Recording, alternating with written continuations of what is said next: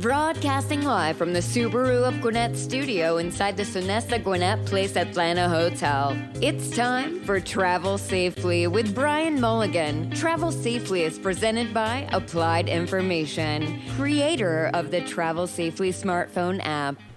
Hello and welcome to a very special edition of Travel Safely with Bryan Mulligan. I'm Mike Salmon, and on today's program we're actually going to turn the tables, if you will, on Bryan. Bryan is typically the host of the show, but today, instead of being the interviewer, he's going to be the interviewee. So I'm joined by Bryan Mulligan. He's the president and founder of Applied Information. Also joining us on the show is Peter Ashley. And Peter, you are vice president of Business Development. Business Development. So, as you can see, we are here in this amazing place, the iATL in Alpharetta, Georgia. Before we get into this awesome place, I want to talk in eloquently about Applied Information and all the great things you do. And I had this script here, and I was going to tell you that Applied Information is a locally owned and operated company that leverages in-house industry experts to apply new wireless, Internet of Things, cloud computing, connected vehicle technologies, blah, blah, blah, all this cool stuff. Bryan, I just thought I'd make it easy. Tell us what you guys do at Applied Information. Hey, Mike. Thanks for doing the show with us. Well, yes, we've got all the background technologies, but really all of that doesn't matter. What matters is what do you do for the people, for the citizens, to make a better environment for all of us to live, work, and play in. And what we do is we do four things. We save lives, improve the traffic, drive commerce, and help the environment. So that's the promise of technology. You've all seen how smartphones have changed your life, whether it be communicating with your kids, whether it be looking stuff up on the internet, whether it be taking photographs or whatever. And so that's an example of how the Internet of Things has changed our lives, actually for the better. It makes businesses much more efficient and so forth. Some people might say otherwise. So these are all the techniques that we use to make the traffic systems better. And what you see behind you is a whole bunch of traffic equipment that we use to deliver the promise of what's called connected vehicles. And that's how technology is revolutionizing transportation, where we'll expect and require of our cities and counties and states that we have fewer fatalities, fewer injuries, and better traffic in the decade ahead.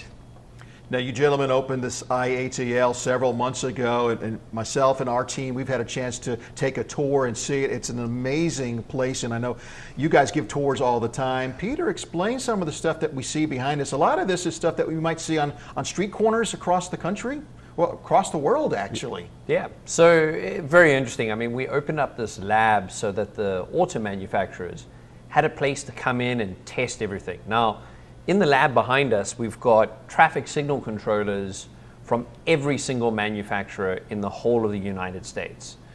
That's every single city, covering everything up to controllers that were 20 years old. And we have school zones, and we have connected vehicle technology. And the whole idea behind this is to help educate agencies, cities, DOTs, consultants, and the auto manufacturers. And obviously the idea was to bring all of them here directly. Now obviously we're going to do everything virtually because COVID hit, and now there's no way to meet in person very easily. So we've been using the studio over here to bring all these people in, and it's been fantastic so far. It has been. And in fact, just to say, for people who might not know, the iATL stands for the Infrastructure Automotive Technology Laboratory. So that's what the iATL stands for, even though it's a little play on ATL. As I say, you're in Atlanta, the ATL, it works on so many levels. Infrastructure, that's us, the automotive, the cars, and so forth, technology laboratory. And so this is where you can come in and test it all and make sure it's all working before you get out and, what we say, go and play in the traffic. You've had this show, Bryan, Travel Safely, for now a couple of years on Business RadioX, and I've learned a lot by being a part of it. And I know it's important to you to merge the technology with like-minded citizens to try to save lives and make it a better world. And you've used some numbers over the years as far as the number of people that die on the highways every year. It's amazing, and you're trying to do something about it. Let's unpack the numbers a little bit as far as the safety out there. Yeah, in other words, one of the things that I do is when I talk about these numbers, it makes you a little bit numb because between 35,000 and 40,000 people die on the roads each year. It's the leading cause of death of young people. And we're just used to it as parents that we put our kids in vehicles and say, off you go, son, and don't do anything stupid. But a fair number of 16 to 24-year-olds do something stupid, and that just comes with the age. And so we've got all these fatalities, millions of people are injured, and we're just saying that's not okay.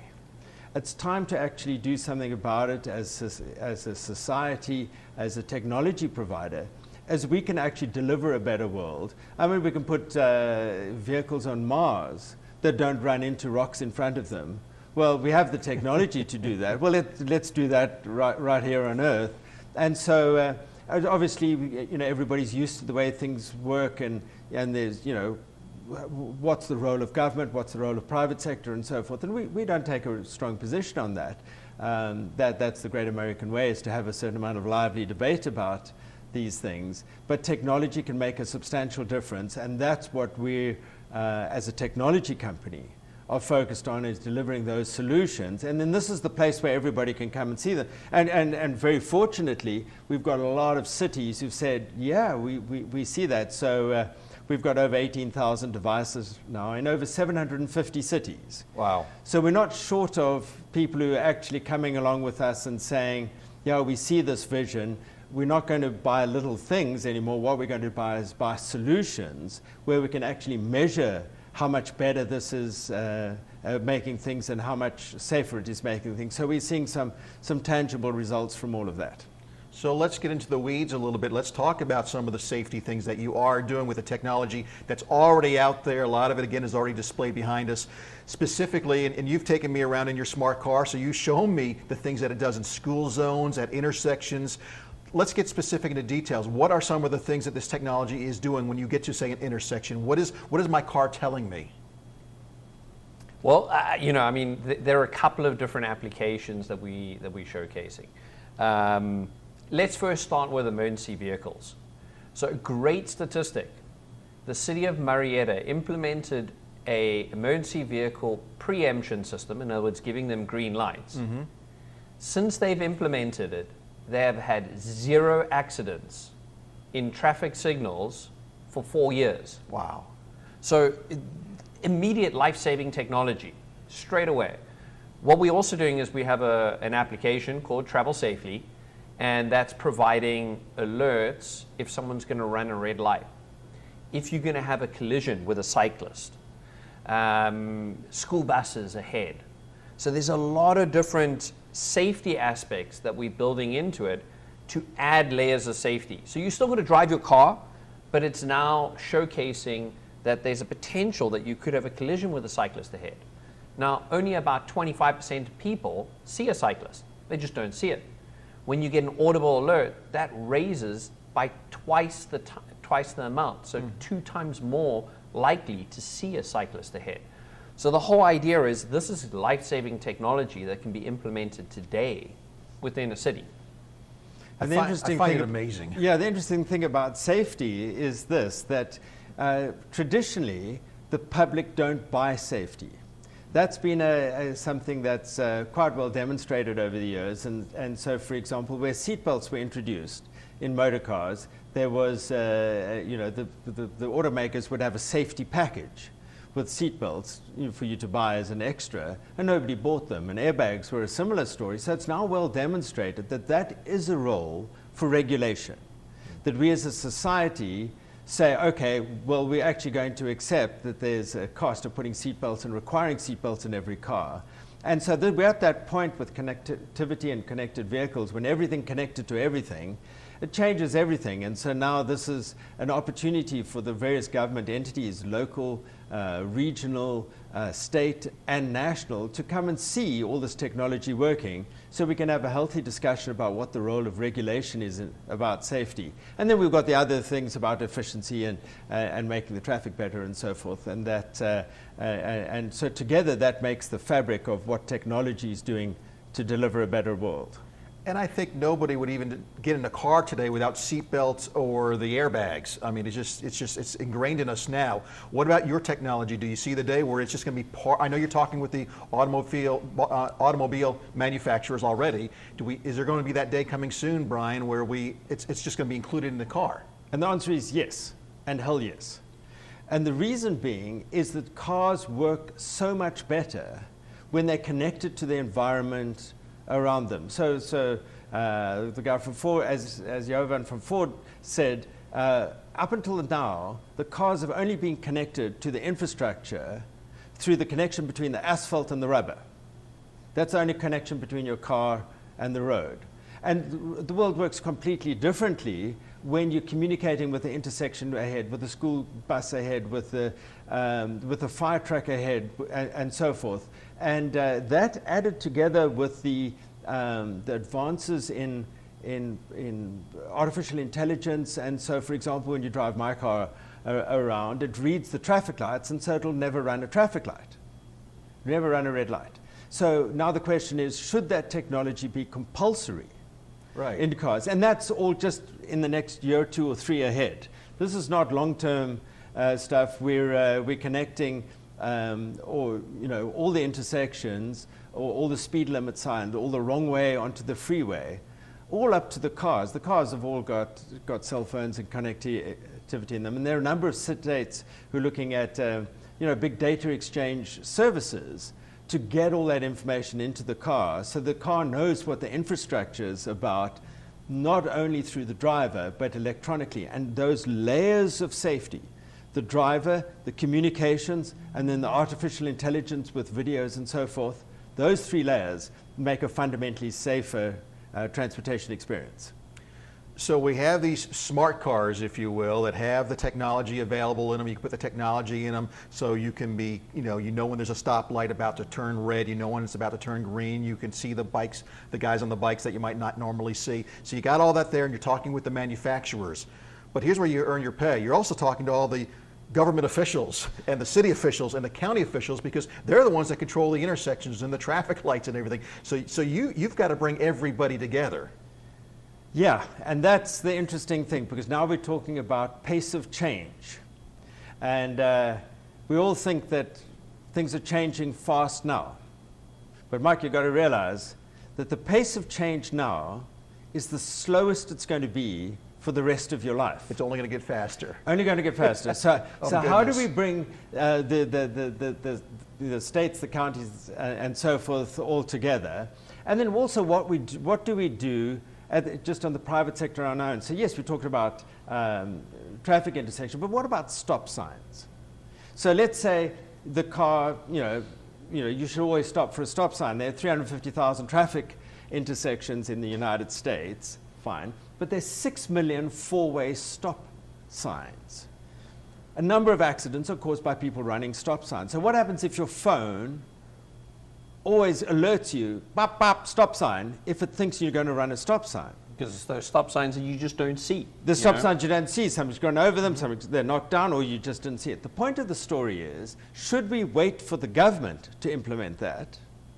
Or should the private sector just go ahead and implement it by ourselves? And that's just an interesting... I think we all know the answer to that. If we wait on the government, it won't happen fast. And you would think people would be lining up, these agencies, to be a part of this technology, but unfortunately, it's still a mindset, I guess. There's still a lot of work there. To be fair to our government partners and our government friends, they're all being expected to do more and more with less and less.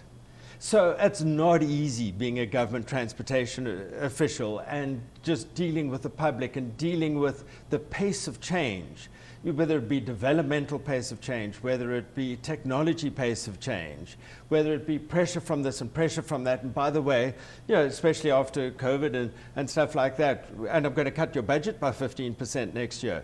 very difficult for our private sector partners to actually embrace the change at the pace that's being expected of them. And so that where, we're working with a number of them on different forms of contract where the private sector will take over more of the burden of making for a safe surface transportation environment. But there are a number of states and cities and government agencies that are on the forefront of this technology. So, it varies from city to city, from state to state, on who's actually, right at the burning edge of the technology and who's sort of following.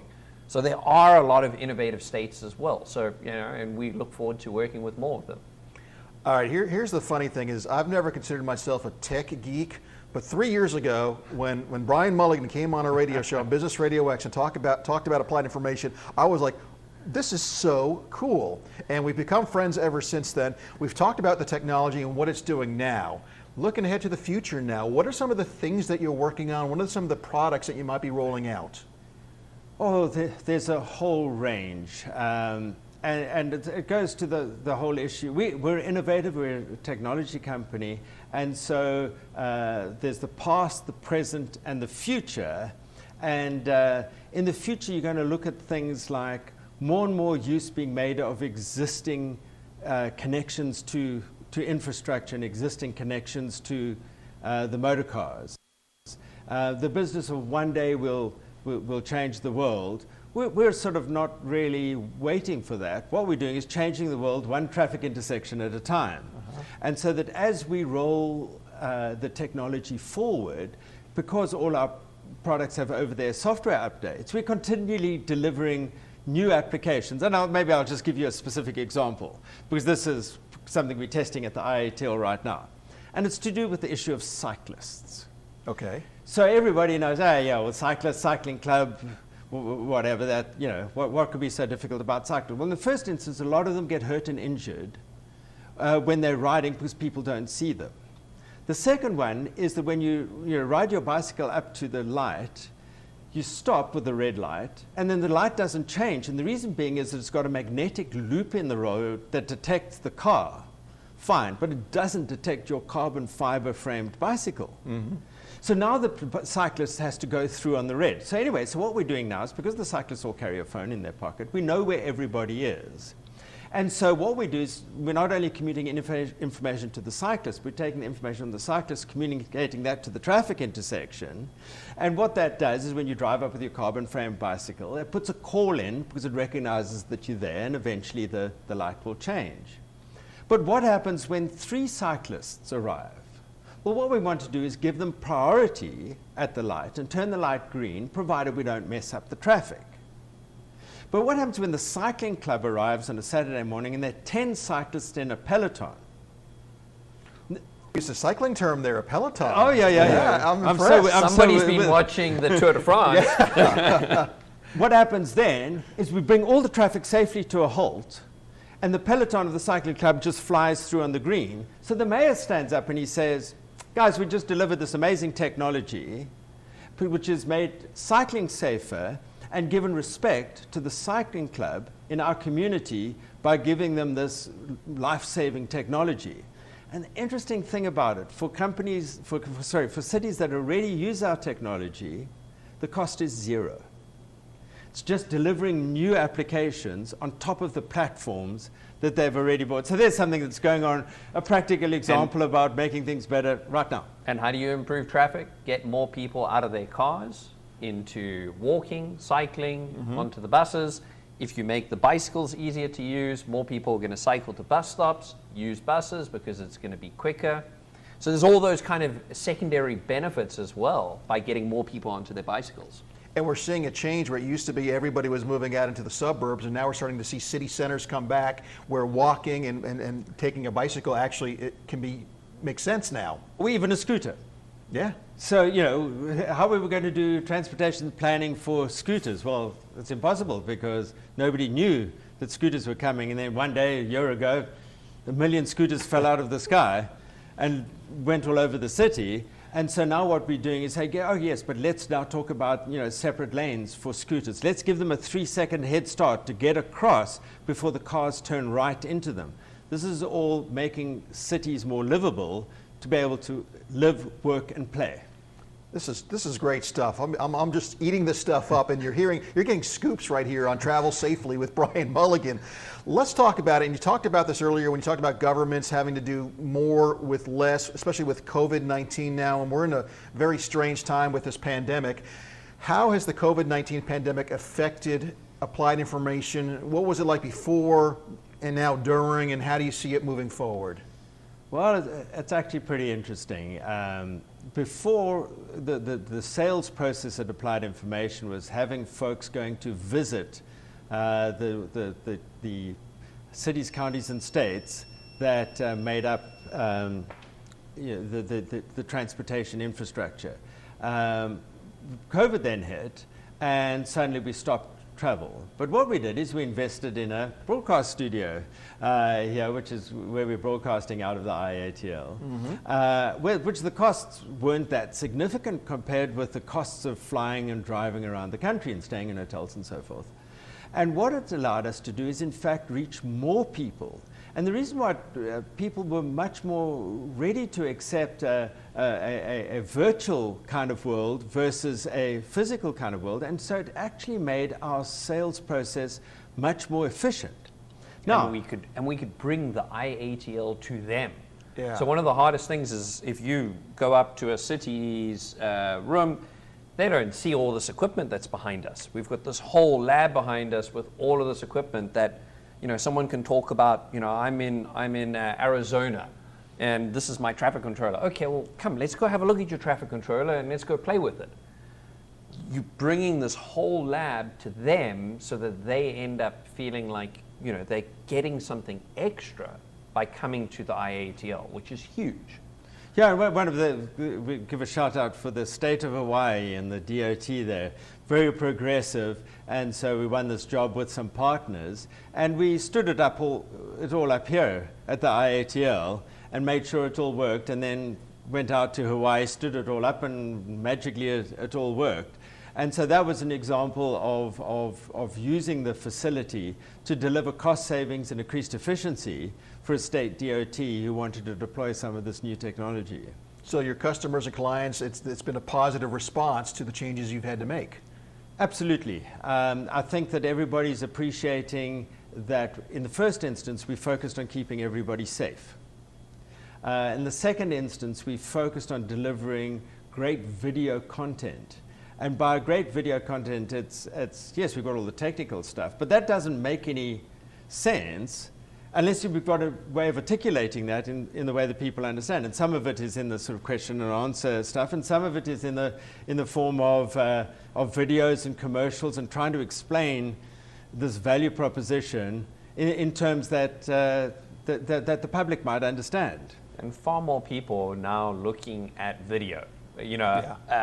Far more people are going to YouTube. Far more people are, they don't read manuals anymore. We found out no one reads a manual. If you buy something new, what do? The first thing you do is you go on YouTube and you look for the installation video. You don't read the manual because it's a lot easier. So we're doing everything we can to move everything across to video because it's the way that people want to consume information these days. Yeah, the digital age is here, podcasting, video. You want to be on YouTube, you want to get it out there. And speaking of videos, I mean, you guys are doing it the right way too. We see some companies doing it with their iPhone, and you can't do that. You actually are investing some dollars and doing it right. I know you want to share some of the work that you've done video-wise. Yeah, so a big shout out to a company that we've been working with, which is Carbon Films. And they've been helping us get our message across in adverts, short films, and just making us, look better. So, I mean, I'm going to show a short little video on one of the things that they did for our school zones. We ask enough of our educators. At Applied Information, we try to help. Like making school beacons easier to manage. Adjust beacon schedules from anywhere. Get customizable, smart alerts based on your criteria. Install is easy and the beacons configure themselves automatically. When it comes to managing your school beacons, Applied Information has you covered. Managing kids, we don't really have an answer for that. But school beacons, we can definitely do school beacons.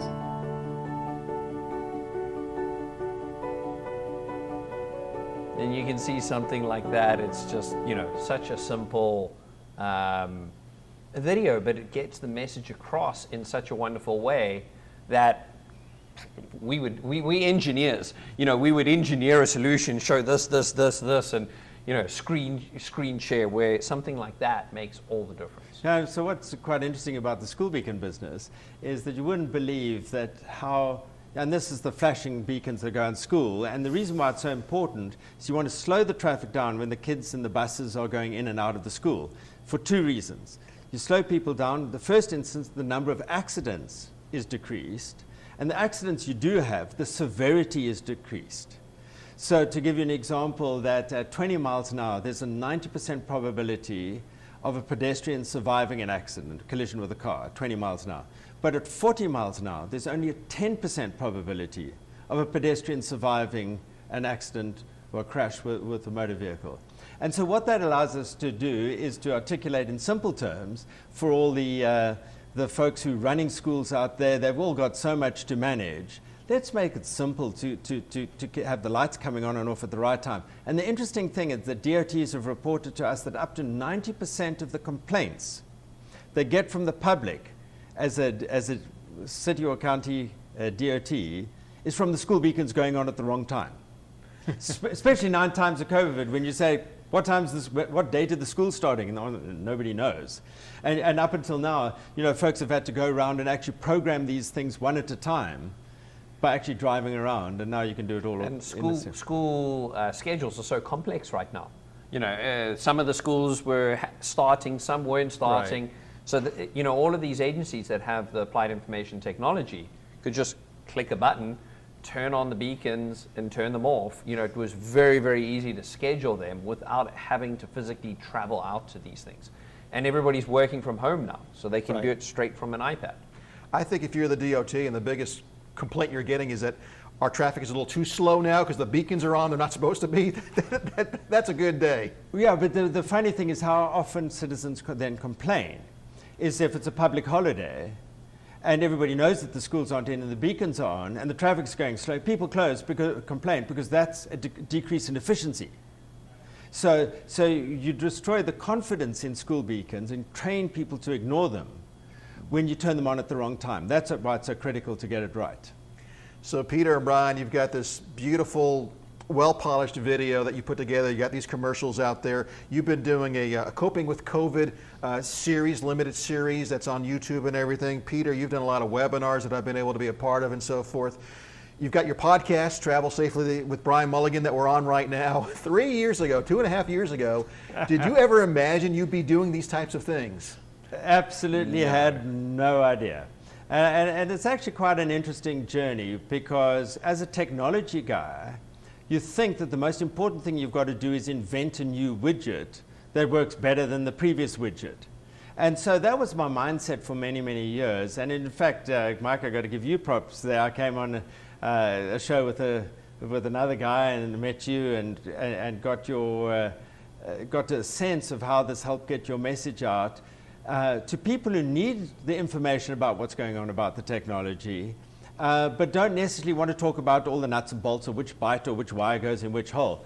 And so that led me to Travel Safely, which is a way of having guests who interesting folks to talk to about their experiences and so forth. And that resulted not so much in sales directly, but this whole credibility of explaining your message in simple terms that all kinds of influencers understand. Then we had COVID, COVID came along, and obviously we were rocked back like everybody else was, but we figured out, comparatively early on, that it fell to the private sector to keep everybody safe and re-energize the economy. We can't all just go and hide, and how's that going to work? And the idea with Coping with COVID was then to bring folks on who had part of the story to tell of how we keep everybody safe, as well as re-energize the economy. And that's been great, and it's been a really positive message. Also, applied information turns data into information. I always have a little section on turning some piece of data that we can consume into information about how we're going to achieve safety as well as re-energizing the economy. And then this led to all of this, which is our process of getting our message out across the nation. There are 10,000 cities, counties, and states that buy, operate, and maintain traffic equipment. They all need to know what the latest, not the latest technology. That's a technical conversation which we'll have with our distributors and the consultants and with them. But at the level of the mayors and the city council and the traffic engineer, who's such pressure to deliver better value, this has been huge. So instead of going on an airplane and being able to see 1 or 2 people in a day, right, we can now see 150 people in an hour. And when we're doing the one-on-ones, we can see 6 to 8 people in a day and get the message out. And that's been hugely successful for us. And it provides training as well. So we've been providing a lot of training out of here, training our end customers on how to do school zones, how to do emergency vehicles. And then also we've been doing a whole bunch of shows where we're bringing in, the DOT director of Hawaii or the city engineer of the Washington County. And our customers and all of the people watching our show can actually learn from their experiences directly, which is exactly what we want. We want to, provide all this information. A lot of people aren't able to see anyone. A lot of cities have totally shut down and not allowed anyone into the city, any external person into the city. So this is the way of them actually learning new things. And what we tried to do is bring new content to them. And that was the exciting part behind the series. Well, you're showcasing your products, you're educating, you're training, and I want to commend both of you, Peter and Bryan, for seeing the vision and starting a podcast 2.5 years ago, and then adding the video element and everything in the last years. That because a lot of folks sometimes are stubborn.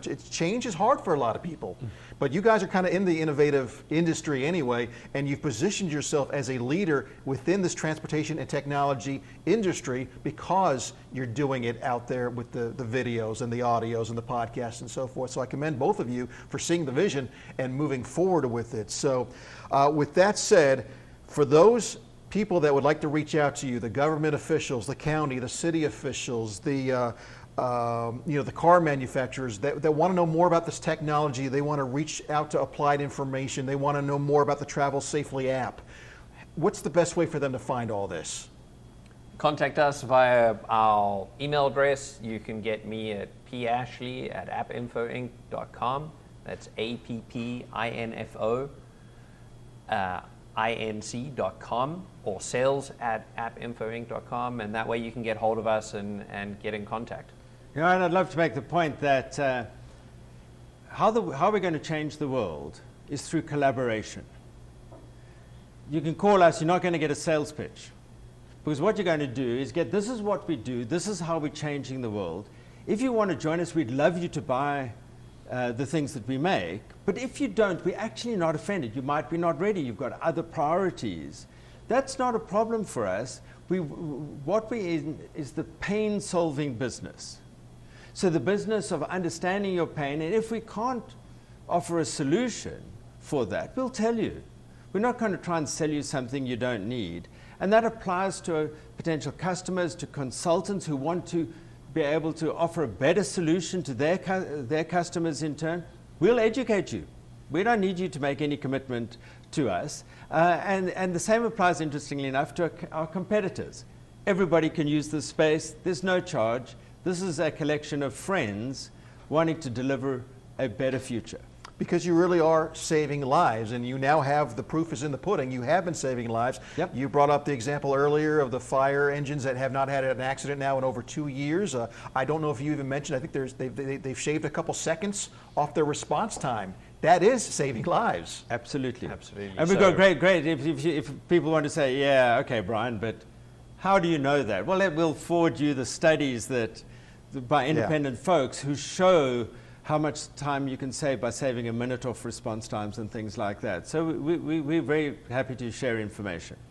Peter Ashley, Bryan Mulligan, Applied Information, and thank you for letting me turn the tables on you, Bryan. This has been a lot of fun. Loved it. Loved it. Thanks very much. Thank you, Peter. Thank you, Thanks, Bryan. And I want to remind our listeners out there and our viewers as well that Travel Safely with Bryan Mulligan, you can listen live every Wednesday at 3 o'clock Eastern Time on Business Radio X. Just go to businessradiox.com, select the Gwinnett Studio, click on Travel Safely with Bryan Mulligan. This show is also available on all the podcast platforms, iHeartRadio, iTunes, Spotify, Stitcher. Just search for Travel Safely with Bryan Mulligan. Be sure to subscribe to the show as well, because this technology, if you're, and I don't, like I said, I'm not a technology nerd or geek, but I love it, and we're saving lives and we're doing good work. So for everybody out there, again, thank you for listening to Travel Safely with Bryan Mulligan. For Peter, for Bryan, I'm Mike Salmon, and we'll see you next time here on Business Radio X.